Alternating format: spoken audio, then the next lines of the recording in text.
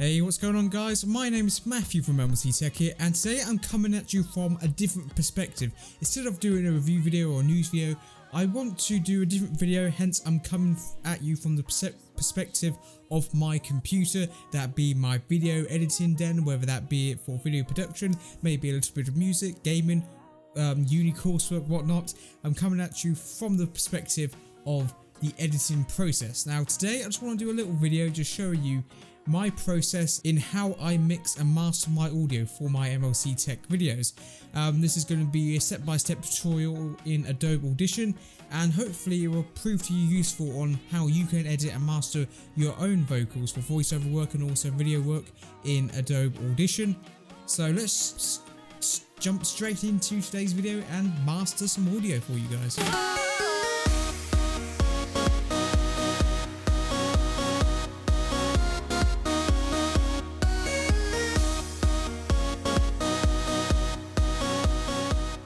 First off, what we're going to do, we're just going to go straight into Audition and essentially show you the process and how I mix and master my audio.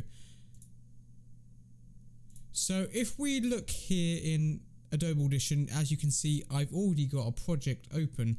In fact, this is one I recorded for a new video earlier, which is coming out sometime in the week.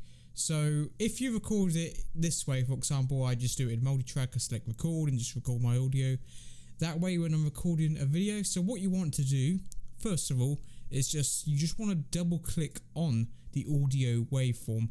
Now, if you go up to this bar at the top and just drag it out so you zoomed into the entire wavefront, you want to make sure this is the first thing you do, because I've seen some people, not zoom into their timeline and like double click to highlight the entire timeline, and they zoom out and like, oh, only half my audio has been done. So make sure you do that.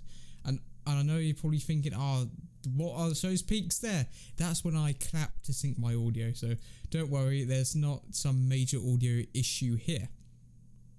So the first step first, what you want to do before we select the entire audio is we want to create a sound print or sound capture print, and this is what we're going to do first, is reduce background noise. So unless you've got like a brilliant recording studio where you got perfect sound editing, you're always going to have a bit of background. Here's a little bit of background noises, which, okay, it's not going to cause too many issues, but if you're going for good audio, it's nice to be able to do that. So the first thing I want you to do is go into highlight a bit of audio where there's some background noise, where you're not talking because you don't want to cancel out your own voice, and go to noise reduction - restoration. Then you want to do a capture noise print, or Shift P.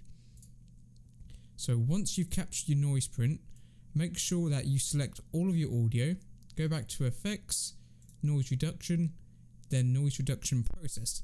Now the way I like to do it is, if you grab the little icons here, you can drag and drop.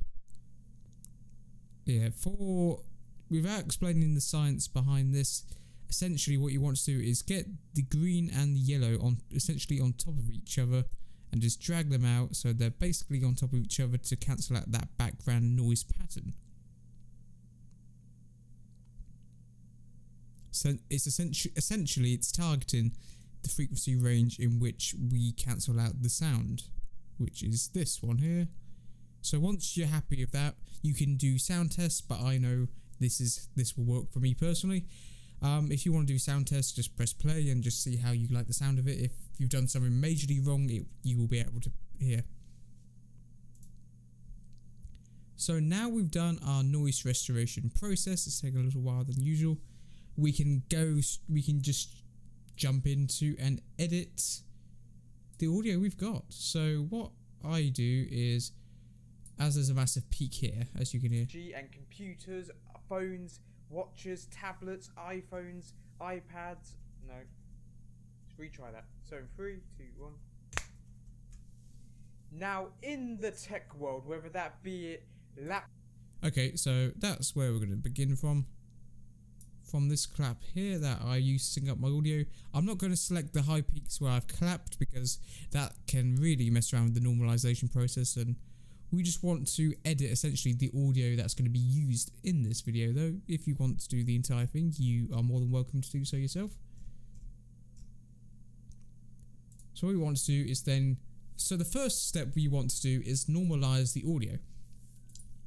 Now all you do is select the area you want to normalize, amplitude and compression, and go to normalize process. So click on that, and now I personally like to normalize to -3 decibels. It's up to you whether you want to go between -6 or -3. Usually for most YouTube content you want to be aiming around -3 decibels in terms of normalized audio once it's finished, though if you do it to like -6 decibels you'll also be fine, but I choose -3 decibels. So we've normalized to -3 decibels, and you can see the waveforms got a bit higher, so there's much higher peak, so it's essentially boosting the audio. Normalization can also be used to reduce the audio sound as well if you got a piece of audio that's very, very loud. So the next step you want to do from normalizing your audio is you want to apply a single band compressor. Now let's go into amplitude and compression again and select the single band compressor. So as we look here, what we have here is my custom profile in terms of what I use for my single band compressor. If you want, you're more than welcome to copy up these settings. They can be pretty universal at this stage if you just want to apply it to your audio in general. So the threshold is -12 decibels, ratio to 4:1, the attack 10 milliseconds, release 100 milliseconds, and output gain full decibels. If you want to copy those settings there, you're more than welcome to do so. So what we're going to do is apply our single band compressor. And after every step, I always recommend you normalize your audio as well. So normalize again, and this is where we're at. You can use all your devices very easily with each other. Not a whole lot of change. You can sync all your data using iCloud and other Apple services, and essentially ties you into using Apple. Okay, so that's with the single band compressor enabled, and you're probably thinking, it doesn't sound too good at the moment, but trust me, once we're done, it's going to sound pretty good.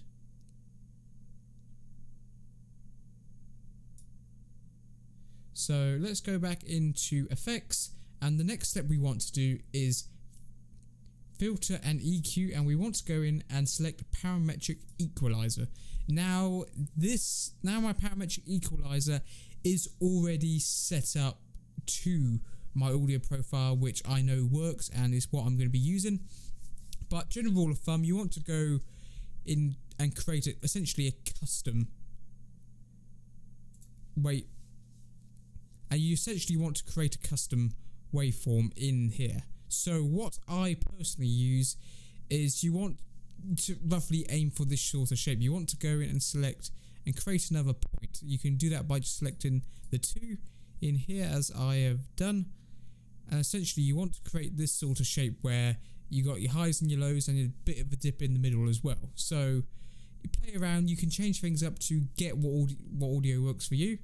So, and you can go around, just essentially play around, test, so you get what settings work for you. Now, of course, every microphone is different, every recording volume is different, every recording is different, whether how far away your microphone is from your mouth or how loud it is, the output gain, it varies per microphone to microphone. So the settings I'm using aren't going to be strictly optimal for you, but it's a general rule of thumb that you can play around with and you will get to grips with the more you do it. So let's play some audio. Like me and likes to experience all the tech that there is out there in the world. So today we're going to be breaking down the different types of ecosystems that you may go down. So, and also we're going to talk about brand loyalties and fanboyism, and whether or not that this is a good thing for the industry, or in fact a bad thing for the industry. So let's jump straight into it. So with the parametric equalizer, that essentially brings out those nice tones out of your microphone, and really you're getting the most out of your audio and sound. It's just like if you were, for example, to edit a photo on a professional camera. Now, if you're shooting in RAW, you'll notice you have to do quite a bit of color correction to really get the most out of your camera, because if you just view a RAW image without any color correction or any editing, it's going to look pretty bland, which is why you go in and do color correction, such as in Adobe Lightroom and so on and so forth. it's pretty much the same with professional high-end audio. It's not as simple as just, you know, recording audio and it's like, oh yeah, I bought an expensive microphone, so it's going to sound amazing and it's going to sound brilliant to begin with. It's not like, you know, an iPhone or an Android phone where it does all the image processing or audio processing on the phone itself. In the professional prosumer world, you have to put a bit of effort in. For example, like I said, like with professional high-end cameras, when you're shooting in raw log. So once you're happy with your parametric equalizer, what you want to do is press apply. And now you're probably thinking, whoa, what's happened to my wavelengths? Look at all them peaks. Look at that, that is disgusting. Oh my god. Don't worry too much about this. If you are in a position where your audio is looking quite peaky like this, the step that I always do, and this always happens to me, so don't worry, it's perfectly normal. You want to go ahead, go back to amplitude and compression, and select dynamics processing. And this sort of acts sort of similar to a hard limiter, though not quite, you know, just cutting off the audio so you get left with choppy audio where you go over a peak, it's going to go bleh, which, you know, you want nice smooth audio. So you can select what sort of things where you want to drop the audio down to. Usually it is pretty good at automatically selecting the right range at which it caps the audio at. For example, for me, -30 decibels usually works pretty well. In fact, I know it works pretty well. It's tried and tested in my method of audio editing. So once you've got the right decibel rating, you just want to basically make it look like this, and then press apply. And then look what happens when you press apply. Isn't that much better? Then what you want to do is, don't forget to normalize your audio.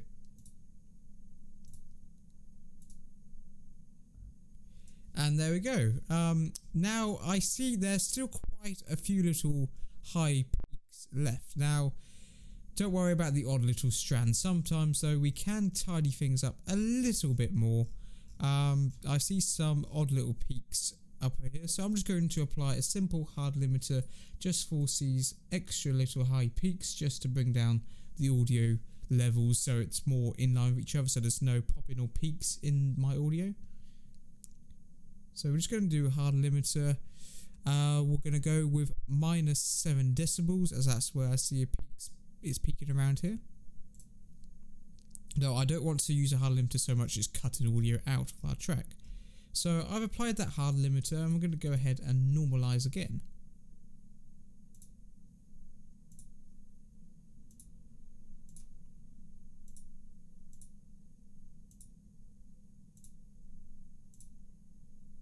And there we have it. So if we go over some audio now. For a phone, like I said, it's the Note 20 Ultra. What do I use for my tablet? I use an iPad. What do I use for the concept of brand loyalty? Whether that being through, you know, perceiving Apple or Samsung to be the greatest brands of all times. So that's where we've got to, and this is where we've come from. Platforms and ecosystems, I can't have the pleasure of being able to easily sync up all my devices and easily say, oh, I don't have to worry about if I take a photo on one phone, it's not going to be on another device, or if I save a file on this computer, I can't access it over my tablet, even though I do use Google Drive. So as you can see, the difference is pretty night and day in terms of really getting the most out of your audio. It's not as simple as me just plugging in my microphone and we're off to the races. It requires a little bit of effort, but like anything, and if you're just starting out, that's okay. If you're a new user just starting out, it's quite easy to get to grips with once you've done it a few times, and then eventually you can just repeat the method off by heart.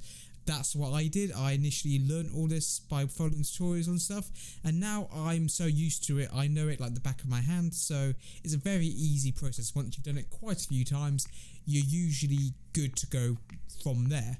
And it's also, this method's also pretty good because you can adapt and adjust it for different use cases as well. So it's not as simple as just using the same settings every time.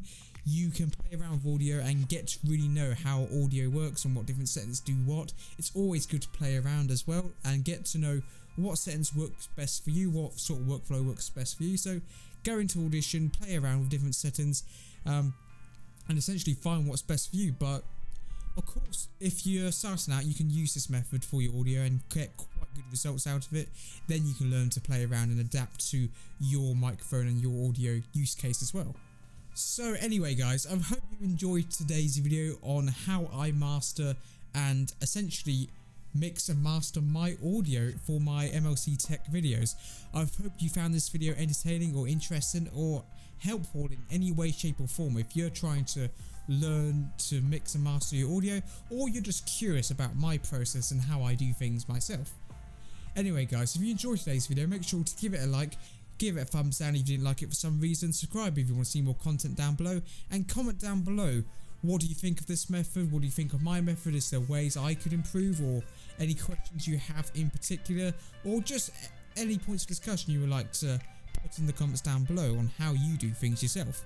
Anyway guys, I'm going to get on out of here, thank you very much for watching, and I'll catch you in the next episode of MLC Tech. Goodbye.